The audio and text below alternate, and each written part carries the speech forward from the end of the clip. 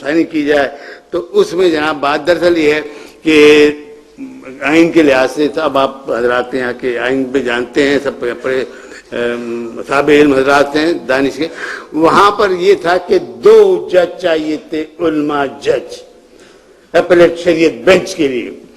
تو جناب پیر کرم شاہ صاحب وفات پا گئے تھے، ایک جج رہ گیا تھا، جناب تقی عثمانی تھے.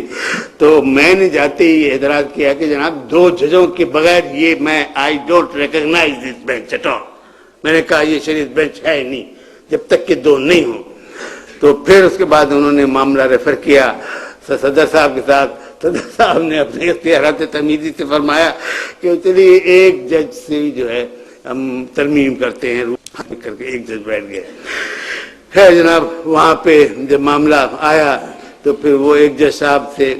میں اب کچھ عرض نہیں کرنا چاہتا، میں نے ان سے یہ کہا تھا کہ اگر آپ تشریف نہیں لا سکیں گے تو شاید یہ فیصلہ لاگو ہو جائے گا. انہوں نے کہا میں مشورہ کروں گا، لیکن پھر وہ آ کے بیٹھ گئے.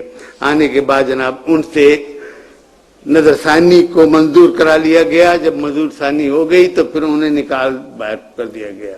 پھر وہاں پہ 2 جج امپورٹ کیے گئے.